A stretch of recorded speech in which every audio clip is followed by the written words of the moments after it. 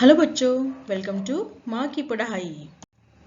आज हम क्लास 7 हिंदी से जो 11 नंबर का लेसन है अद्वितीय पूर्वोत्तर भारत, इस लेसन के क्वेश्चन आंसर्स विद ग्रामर करेंगे। प्रश्न उत्तर व्याकरण के साथ यानी भाषा ज्ञान के साथ करेंगे। ओके, तो चलिए इस पाठ में सबसे पहले आते हैं मौखिक प्रश्न। मौखिक प्रश्न में फर्स्ट नंबर का क्वेश्चन है क असम की भाषा और कला कौशल्य का वर्णन कीजिए। भाषा यानी लैंग्वेज, कला कौशल्य यानी art skill. Describe the language and art skill of Assam. उत्तर देखिए, असम की प्रमुख क्षेत्रीय और आधिकारिक भाषाएं हैं असमिया और बोडो। क्षेत्रीय मीन्स उस एरिया में जो भाषा बोली जाती है, और आधिकारिक मीन्स ऑफिशियल लैंग्वेज। तो उस एरिया में जो ऑफिशियल लैंग्वेज है वो कौन सी है? असमिया और बोडो। ओके, आगे देखिए, असम कला कौशल्य, संगीत, नृत्य आदि में समृद्ध है। समृद्ध यानी रिच है। तो असम जो है, यह राज्य है, वह अपने आर्ट स्किल में, म्यूजिक में, डांस में यह बहुत रिच स्टेट है। रेशमी व सूती वस्त्र, रेशमी यानी सिल्क, सूती वस्त्र यानी सूती क्या होता है यानी कॉटन क्लॉथ्स। तो सिल्क और कॉटन क्लॉथ्स वहां पर मिलते हैं। धातु, बांस और बेत की वस्तुओं के निर्माण में असम के लोग बहुत कुशल हैं।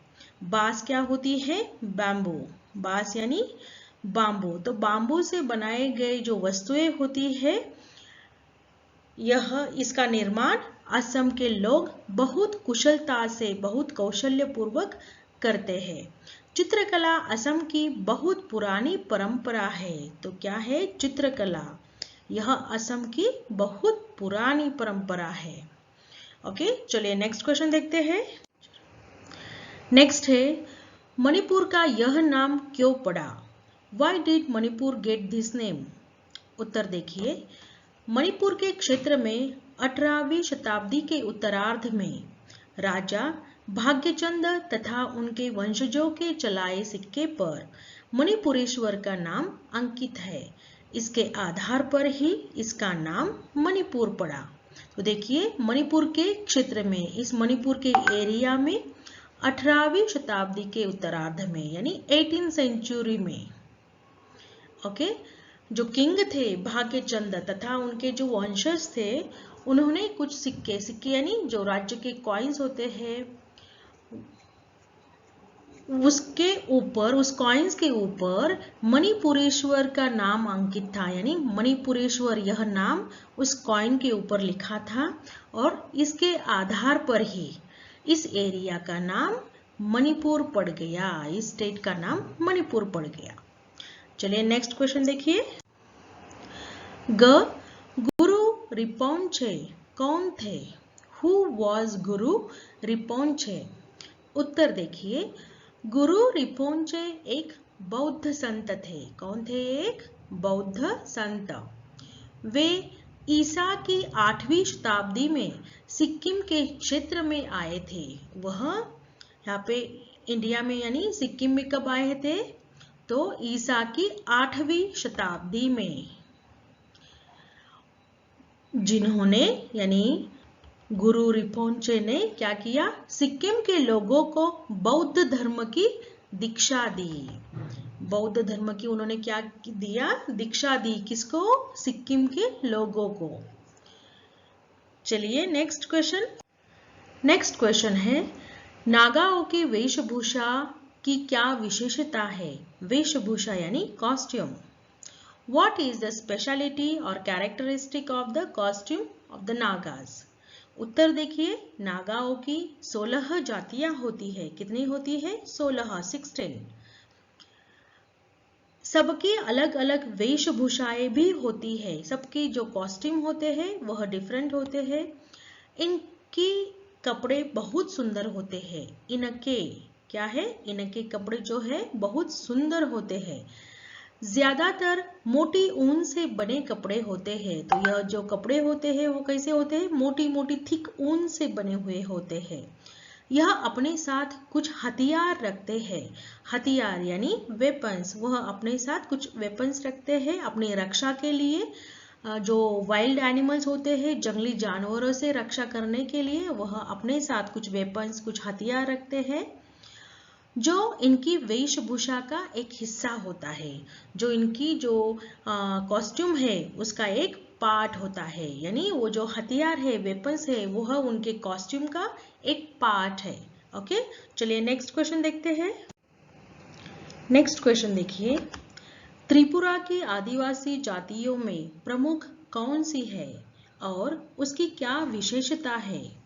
Which is the main among the tribal caste of Tripura and what is its speciality? उत्तर देखिए, त्रिपुरा की लगभग 30% आबादी आदिवासियों की है। 30% यानी 30% आबादी किसकी है, आदिवासियों की। आदिवासी यानी ट्राइबल्स। तो ट्राइबल्स की 30% आबादी है। उसमें त्रिपुरी रियांग और जमातिया प्रमुख है। तो कौन सी दो कास्ट प्रमुख है, त्रिपुरी रियांग और जमातिया, यहाँ प्रमुख जातियां है। इन जातियों का रहन सहन और पहनावा बाकियों से अलग है। उनकी जो रहन सहन यानी जो लाइफस्टाइल है और उनका जो कॉस्ट्यूम है वह सबसे डिफरेंट है, अलग है, यानी डिफरेंट है। जंगली जानवरों से रक्षा के लिए वे अपने घरों को खंभों के ऊपर बांसों से बनाते हैं। तो जंगली जानवर यानी वाइल्ड एनिमल से रक्षा करने के लिए वह अपने हाउस को, अपने घरों को, अपने हाउसेस को खंभों के ऊपर यानी पोल के ऊपर बैम्बू से बनाते हैं, यानी बांस यानी बैम्बू। तो बैम्बू से वह अपने हाउस बनाते हैं, लेकिन जमीन से ऊपर, यानी पोल को पहले लगाते हैं, उसके ऊपर वह बैम्बू के घर बनाते हैं, क्योंकि जंगली जानवरों से उनकी रक्षा हो पाए। आगे देखिए, इनका मटका नृत्य उल्लेखनीय है। मटका नृत्य यानी घड़े के ऊपर जो नृत्य करते हैं वो लोग, जो अर्थन पॉट, क्ले पॉट होता है, क्ले पॉट के ऊपर जो नृत्य करते हैं वह उल्लेखनीय है। जो घड़े पर होता है, घड़ा यानी क्ले पॉट, अर्थन पॉट, उसके ऊपर वह डांस करते हैं। नेक्स्ट क्वेश्चन देखिए। आगे आते हैं लिखित प्रश्न। लिखित प्रश्न में फर्स्ट नंबर का क्वेश्चन है, असम के प्रसिद्ध त्योहार के बारे में लिखिए। त्योहार यानी फेस्टिवल, प्रसिद्ध यानी famous. Write about the famous festival of Assam. उत्तर देखिए, असम का प्रसिद्ध त्योहार है बिहू। तो कौन सा त्योहार प्रसिद्ध है, बिहू। बिहू यह फेमस फेस्टिवल है आसाम में। यह त्योहार साल में 3 बार मनाया जाता है। तो यह जो फेस्टिवल है बिहू, यह कितने टाइम वह सेलिब्रेट करते हैं, तो 3 टाइम, 3 बार सेलिब्रेट करते हैं। तो पहला बिहू देखिए वह कब सेलिब्रेट करते हैं, माघ के महीने में माघी बिहू बनाया जाता है। तो माघ के मंथ में जो माघी बिहू, यह उनका फर्स्ट बिहू का फेस्टिवल वह मनाते हैं। तो माघ के महीने में माघी बिहू मनाया जाता है। इसे भोगाली बिहू भी कहते हैं। तो माघी बिहू को क्या कहते हैं, भोगाली बिहू। भोगाली यानी भोज करना, भोगाली यानी भोज करना, भोज यानी खाना, सबके लिए खाना पकाते हैं और आनंद से खाते हैं। इस तरह से वह इस भोगाली बिहू को यानी माघी बिहू को मनाते हैं और यह उनका पहला त्योहार होता है बिहू में। देन सेकेंड टाइम वो कब मनाते हैं, देखिए कार्तिक मास में कंगाली बिहू मनाया जाता है। तो कार्तिक मास में सेकेंड बिहू है कौन सा, कंगाली बिहू। फर्स्ट हमने कौन सा देखा, माघी बिहू, जिसे कहते हैं भोगाली बिहू।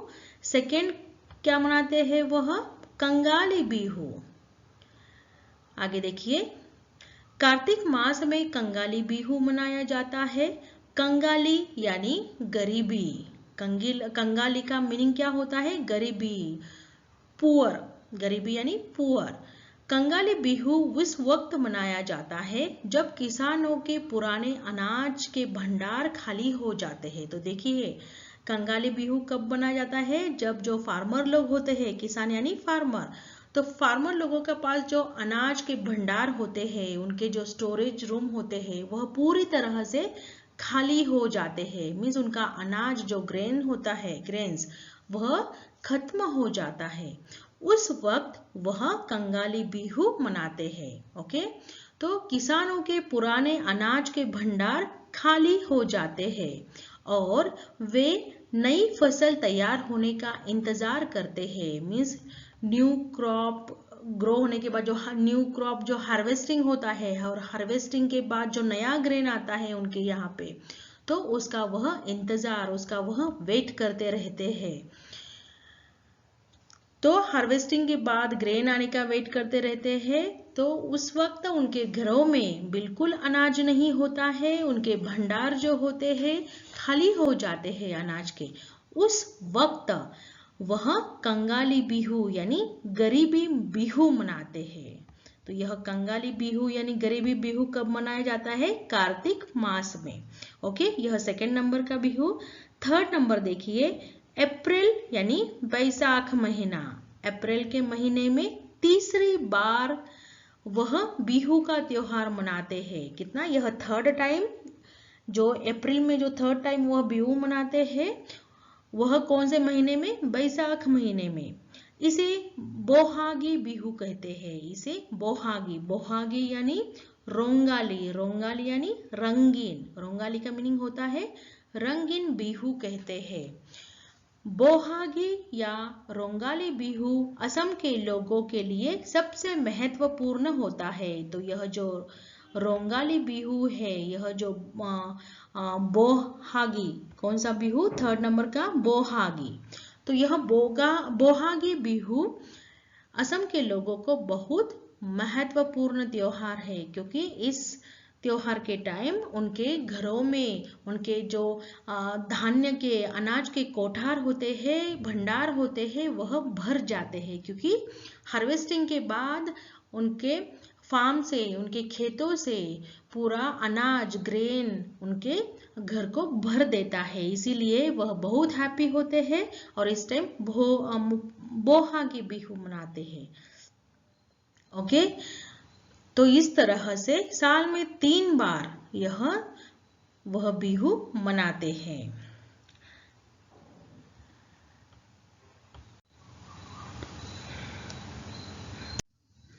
लिखित में सेकंड नंबर का क्वेश्चन देखिए, मिजो लोगों का सामाजिक जीवन सबके लिए उदाहरण कैसे है? सामाजिक जीवन यानी सोशल लाइफ, उदाहरण यानी example. How the social life of Mizo people is an example for all. उत्तर देखिए, मिजो लोगों की जीवन शैली एक आदर्श उदाहरण है। दया, करुणा, निस्वार्थ सेवा, उदारता, सबके प्रति समभाव रखना, यह इन लोगों का विशेष धर्म है। यह लोग दूसरों के हित के लिए आत्म बलिदान को श्रेष्ठ सामाजिक मूल्य मानते हैं। तो किसको श्रेष्ठ सामाजिक मूल्य मानते हैं? दूसरों के हेल्प के लिए, दूसरों के हित के लिए खुद का आत्म बलिदान करने को वह श्रेष्ठ सामाजिक मूल्य मानते हैं। मिजो लोगों का समाज बड़ी मजबूती के साथ जुड़ा है। यहाँ लैंगिक भेदभाव नहीं है। सारे लोग एक परिवार की तरह रहते हैं। इन लोगों के लिए क्या होता है? देखिए, आत्म बलिदान यानी सेल्फ सैक्रिफाइस, दूसरों के हेल्प के लिए सेल्फ सैक्रिफाइस करना, यह उनके लिए हाईएस्ट सोशल वैल्यू है। श्रेष्ठ यानी हाईएस्ट सोशल वैल्यू है उनके लिए। कौन सा? आत्म बलिदान, दूसरों के हेल्प के लिए आत्म बलिदान। और आगे, यहाँ लैंगिक भेदभाव भी नहीं होते हैं। लैंगिक भेदभाव यानी जेंडर डिस्क्रिमिनेशन, तो यहाँ पे जेंडर डिस्क्रिमिनेशन भी बिल्कुल नहीं होते हैं। यह बॉय है, यह गर्ल है, तो इन्होंने यही काम करना चाहिए, ऐसे डिस्क्रिमिनेशन यहाँ पर बिल्कुल नहीं होता है। सारे लोग एक परिवार के जैसे यानी फैमिली की तरह रहते हैं। ओके, चलिए नेक्स्ट क्वेश्चन देखते हैं। नेक्स्ट क्वेश्चन देखिए, मणिपुरी नृत्य की क्या विशेषता है? What is a speciality of Manipuri dance? उत्तर देखिए, मणिपुरी नृत्य पूरी दुनिया में प्रसिद्ध है, यानी यह पूरे वर्ल्ड में फेमस है। भारत के शास्त्रीय नृत्य में इसका प्रमुख स्थान है। इस नृत्य में कृष्ण की रासलीला की नाट्य प्रस्तुति होती है। मीन्स इस नृत्य में स्पेशल क्या दिखाते हैं? कृष्ण की जो रासलीलाएं होती थी उसकी नाट्य प्रस्तुति दिखाते हैं। यह अत्यंत कोमल, भाव प्रधान और गौरवमय नृत्य शैली है। इस नृत्य के लिए परिधान और नर्तक की साज सज्जा केरल के कथकली नृत्य की तरह ही अनोखी है। यानी इस नृत्य के लिए जो नर्तक होता है, जो डांसर होता है, उसका जो ड्रेसअप होता है, परिधान जो कपड़े होते हैं, उसका जो मेकअप होता है, यह सारा केरल की जो कथकली नृत्य है उसके जैसा ही अनोखी होता है। अनोखी यानी यूनिक है। मणिपुरी नृत्य के साथ अनेक भक्त कवियों की रचनाएं ज्यादातर गीत के रूप में गाई जाती है। जो कृष्ण भक्त है उन्होंने जो कविताएं करके लिखी है, जो कविताएं की है, तो उसको ज्यादातर इस नृत्य में गाने गीत के रूप में गाया जाता है। इस डांस के साथ उस गीत को, उस कविताओं को गाया जाता है। जो कृष्ण भक्त ने, हमारे भारतीय कवियों ने ऐसी रचनाएं लिख कर रखी है, उनको गीत के रूप में डांस के साथ गाया जाता है। तो यह मणिपुरी नृत्य की विशेषता है। नेक्स्ट क्वेश्चन देखिए, त्रिपुरा को मिश्रित संस्कृति वाला राज्य क्यों कहा गया है? Why is Tripura called a mixed culture state? उत्तर देखिए, त्रिपुरा को मिश्रित संस्कृति वाला राज्य इसलिए कहा जाता है क्योंकि यहाँ पर लगभग 30% आबादी आदिवासियों की है। तो यहाँ पे 30% जो लोग रहते हैं वह ट्राइबल पीपल है, यानी आदिवासी है, जिसमें प्रमुख है त्रिपुरी रियांग। जिसमें प्रमुख कौन सी जाति है? त्रिपुरी रियांग और जमातिया, यह दो जाति प्रमुख है। इन लोगों का रहन सहन सबसे अलग है। इनका जो लाइफस्टाइल है, रहने का तरीका है, कपड़े का पहनने का तरीका है, यह सबसे डिफरेंट है। वे अपने घरों को खंभों के ऊपर बांसों से बनाते हैं। आपको पहले ही बताया है, वह अपने हाउसेस को बांसों से बनाते हैं, पोल्स के ऊपर, खंभों यानी पोल्स के ऊपर, क्योंकि जंगली जानवरों से रक्षा हो सके। वे मटके के ऊपर नृत्य करते हैं, जो मड पॉट होता है उसके ऊपर वो डांस करते हैं। गैर आदिवासी संस्कृति में बांग्ला संस्कृति की प्रधानता है। बंगाली घरों में उल्लू ध्वनि जगह जगह सुनाई पड़ती है। यहाँ पर कटहल, आम, केले, नारियल, सुपारी और चंपा के पेड़ हर घर में दिखाई देते हैं। तो यह जो ट्रीज है, आम, कटहल, केले, यह जो पेड़ है, ट्रीज है, वह हर घर घर में आपको दिखाई देते हैं। चलिए नेक्स्ट क्वेश्चन देखते हैं। नेक्स्ट क्वेश्चन देखिए, पूर्वोत्तर भारत को अद्वितीय क्यों कहा गया है? Why North East India is called unique? उत्तर देखिए, पूर्वोत्तर भारत को अद्वितीय कहा है क्योंकि यह क्षेत्र भारत का सबसे महत्वपूर्ण क्षेत्र है। यह क्षेत्र प्राकृतिक संपदा तथा सांस्कृतिक वैभव का भंडार है।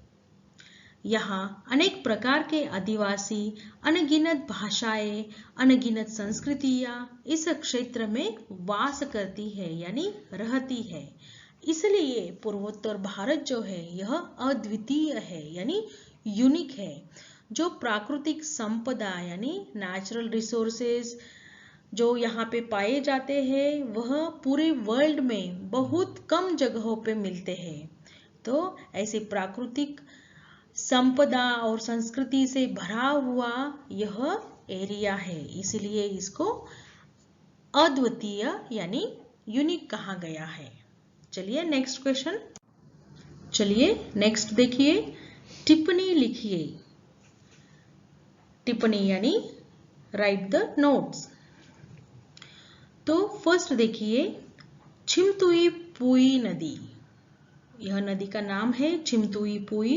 तो इसके बारे में आपको एक शॉर्ट नोट लिखनी है। तो चलिए, यह नदी बर्मा के चीन राज्य से निकलती है। यह नदी कहाँ से निकलती है, कहाँ से ओरिजिनेट होती है? बर्मा के चीन राज्य से, और मिजोरम के क्षेत्र से होते हुए फिर बर्मा यानी म्यांमार में प्रवेश करती है। तो मिजोरम एरिया से जाते हुए वह फिर बर्मा में ही यानी म्यांमार में एंटर करती है, प्रवेश यानी एंटर करती है, और वहां से बंगाल की खाड़ी में जा गिरती है। तो वहां से वह रिवर किसे जा मिलती है? बंगाल की खाड़ी। बंगाल की खाड़ी यानी बे ऑफ बंगाल में जाके मिल जाती है। यह नदी व्यापारिक रूप से बहुत महत्व रखती है। व्यापारिक रूप यानी ट्रेड के दृष्टिकोण से बहुत इंपॉर्टेंस रखती है, बहुत महत्व रखती है। म्यांमार के साथ व्यापार में इसे जलमार्ग की तरह इस्तेमाल किया जाता है।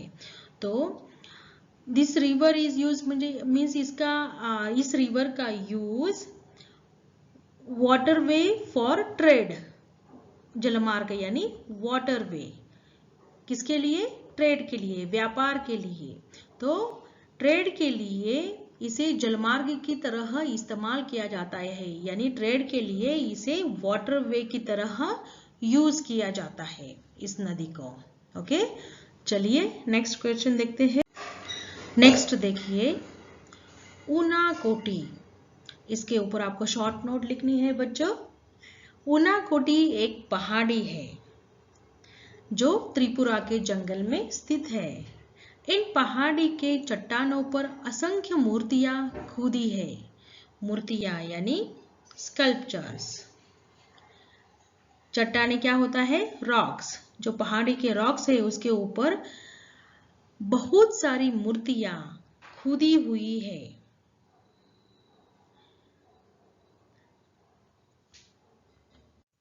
Innumerable sculptures are carved on the rock of this hill,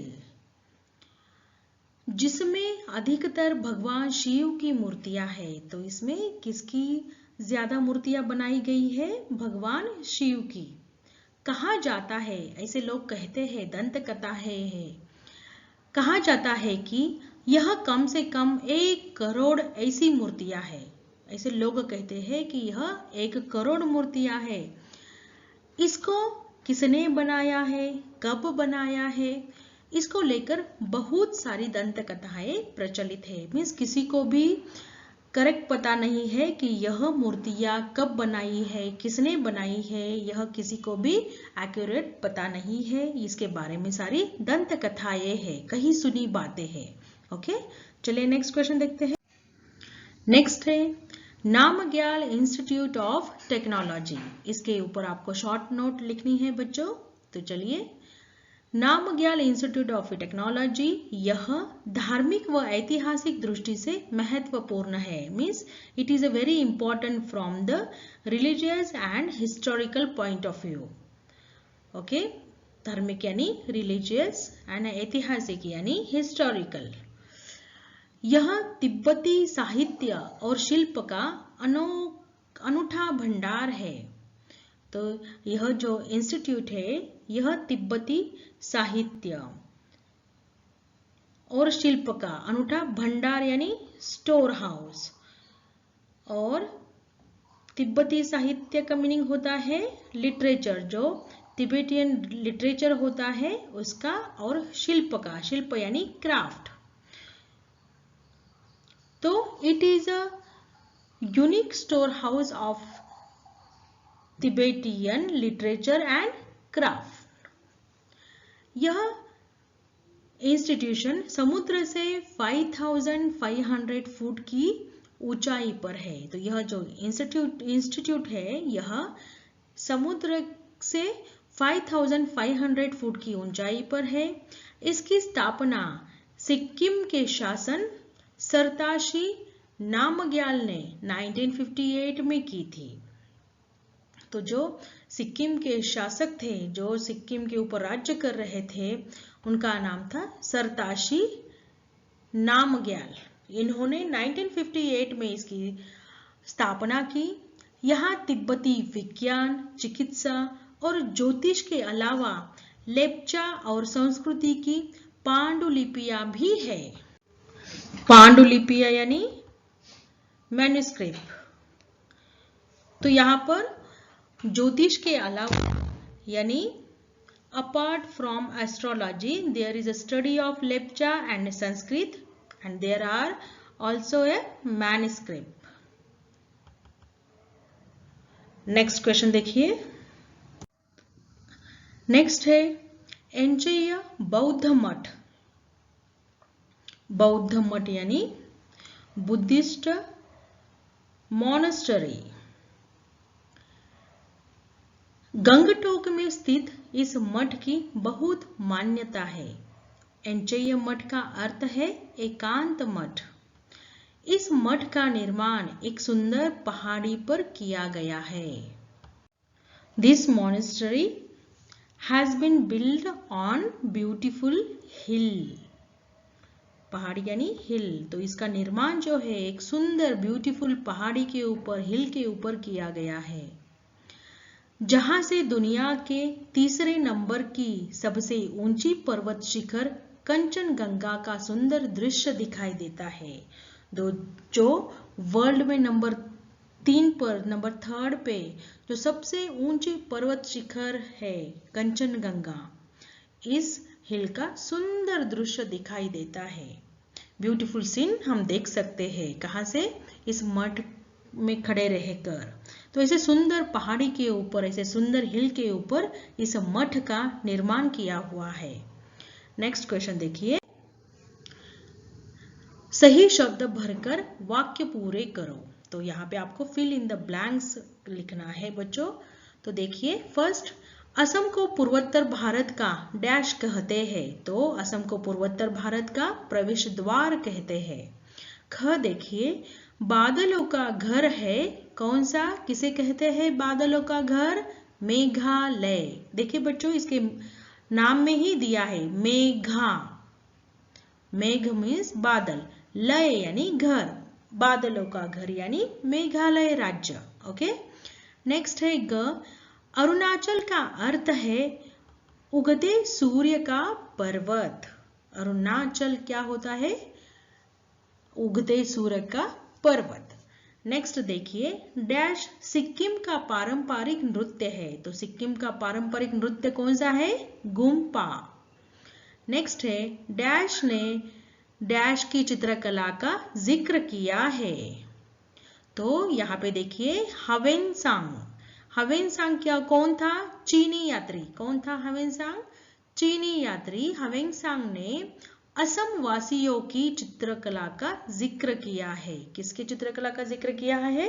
Assam वासियों की, मीन्स जो असम में रहने वाले जो पीपल है उनकी चित्रकला की का यह जो चीनी यात्री था ह्वेनसांग, इसने जिक्र किया है।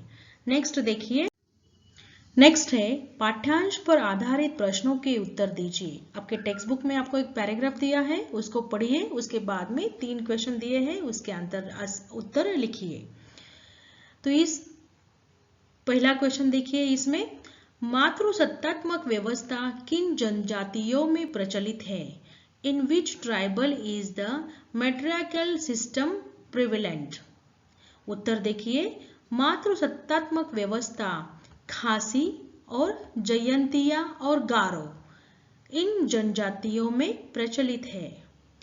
नेक्स्ट देखिए, ख, संपत्ति के उत्तराधिकारी की मेघालय में क्या परंपरा है? What is the tradition of inheriting property in Meghalaya?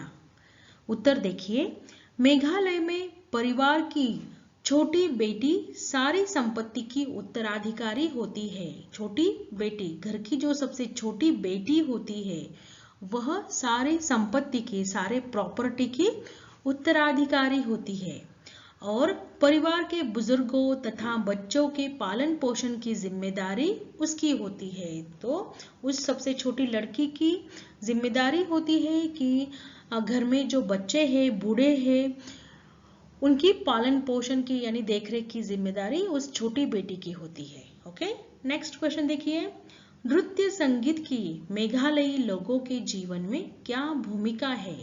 What is the role of dance music in the life of Meghalaya people? उत्तर देखिए, नृत्य संगीत मेघालय के लोगों के जीवन शैली का एक अनिवार्य अंग है। तो यह क्या है? उनके लाइफस्टाइल का एक बहुत इंपॉर्टेंट पार्ट है। नेक्स्ट देखिए, सोचकर लिखिए, थिंक एंड राइट। यह वैल्यू बेस्ड क्वेश्चन है बच्चों, मूल्यपरक प्रश्न है। तो इसका उत्तर आपको अपने माइंड से लिखना है, अपने खुद से लिखना है। तो देखिए प्रश्न क्या है, आप जिस राज्य में रहते हैं वहां की सभ्यता और संस्कृति के बारे में क्या जानते हैं? What do you know about the civilization and culture of the state in which you live? तो आपको पता है हमारे भारत देश में बहुत सारे स्टेट है, बहुत सारे राज्य है। हर एक राज्य की अपनी अलग संस्कृति है, अपना अलग रहन सहन है, अपने अलग कल्चर्स है। ओके, तो आप जिस राज्य में रहते हो उस राज्य की सभ्यता, उसकी संस्कृति, कल्चर, वहाँ के लोग, इसके बारे में आपने खुद ने लिखना है। इसलिए इस प्रश्न का उत्तर आप खुद लिखिएगा।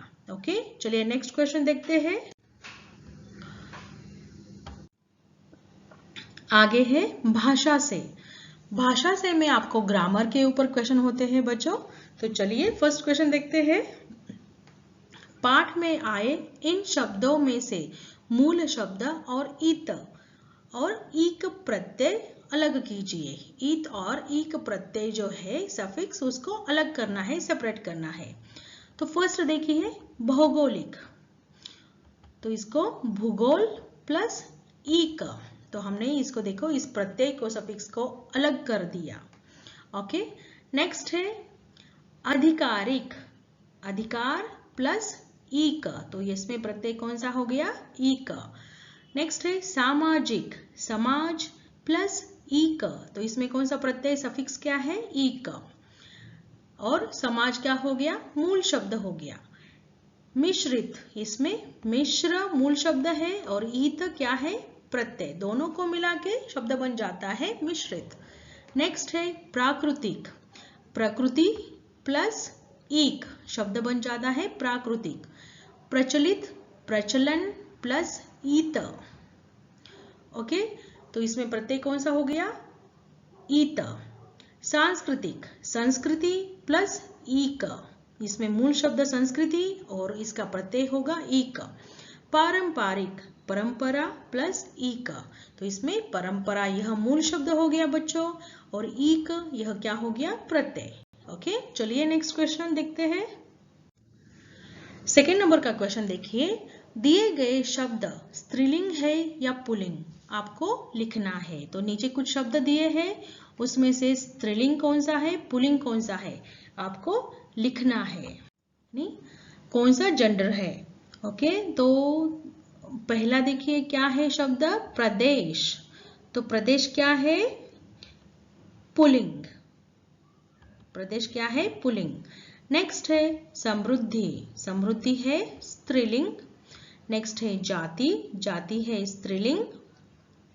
नेक्स्ट है विविधता, विविधता भी स्त्रीलिंग शब्द है बच्चों। धर्म, धर्म पुल्लिंग शब्द है। नृत्य, नृत्य भी पुल्लिंग शब्द है। ओके, चलिए नेक्स्ट क्वेश्चन। नेक्स्ट क्वेश्चन देखिए, पाठ में आए इन सामासिक पदों का विग्रह कर समास का नाम लिखिए। तो आपको यहाँ पे समास का विग्रह करना है और समास का नाम लिखना है। फर्स्ट देखिए, उत्तर पूर्व।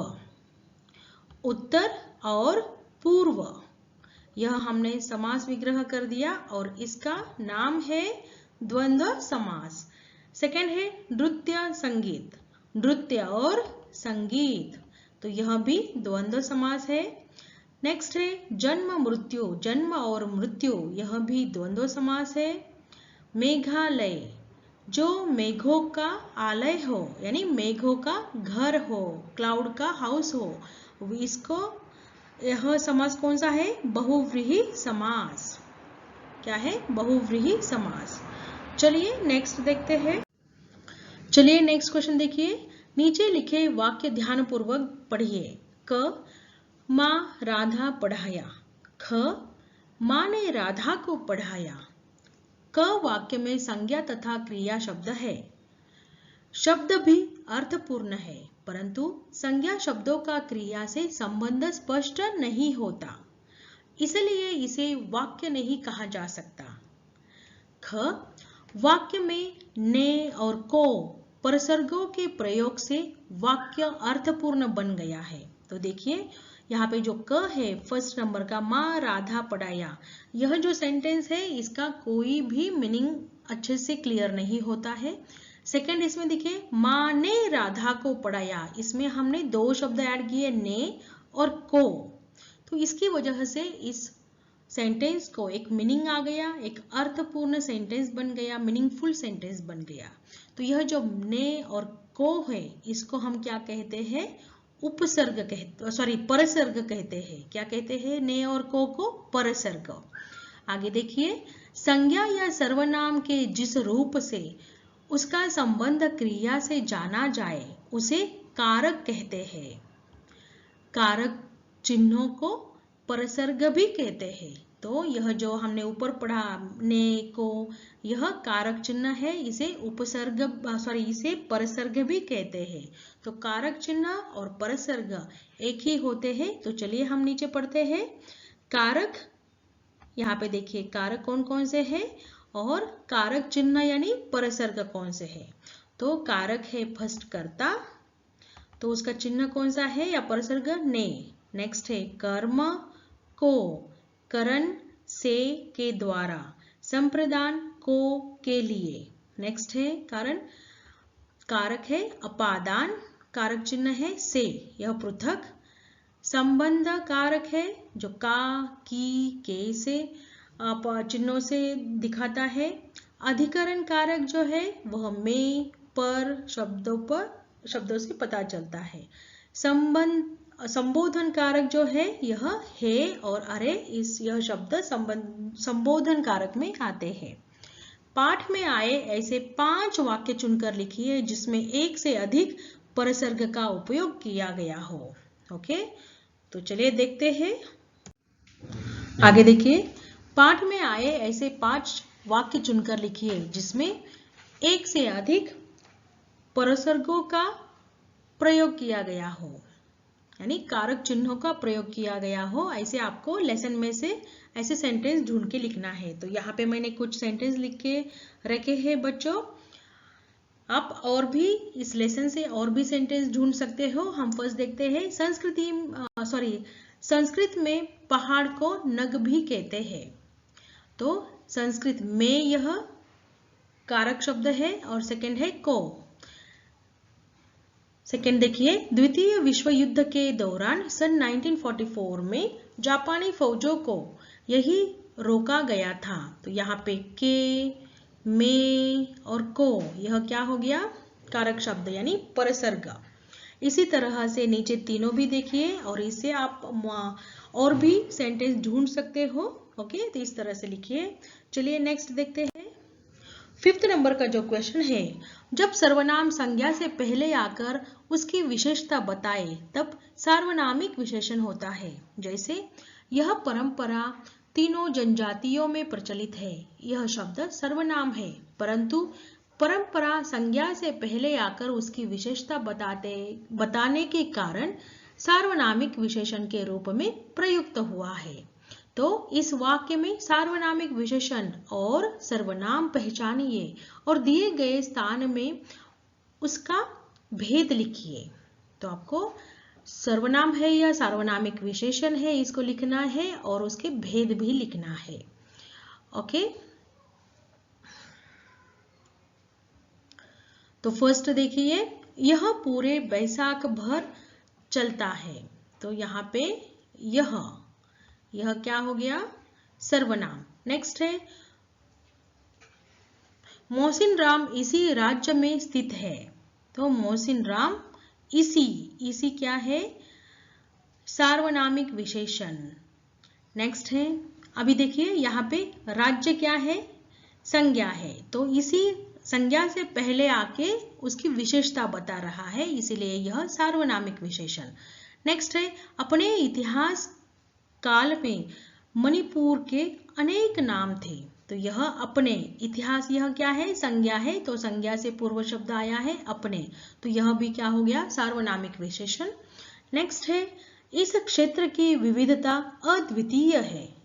यहाँ पे इस, यह क्या है, सार्वनामिक विशेषण है, क्योंकि क्षेत्र यह संज्ञा है और क्षेत्र से पहले इस आया है, इसलिए यह सार्वनामिक विशेषण। नेक्स्ट है, असमिया इनकी मुख्य भाषा है। तो यहाँ पे इनकी, यह सर्वनाम है। नेक्स्ट है, गीत संगीत में उनकी गहरी रुचि है। तो इसमें उनकी, यह सर्वनाम है। नेक्स्ट है, वह स्थान जहाँ सूरज सबसे पहले दस्तक देता है। तो यहाँ पे वह यह क्या है, सार्वनामिक विशेषण है। तो चलिए और लास्ट क्वेश्चन देखते हैं। अभी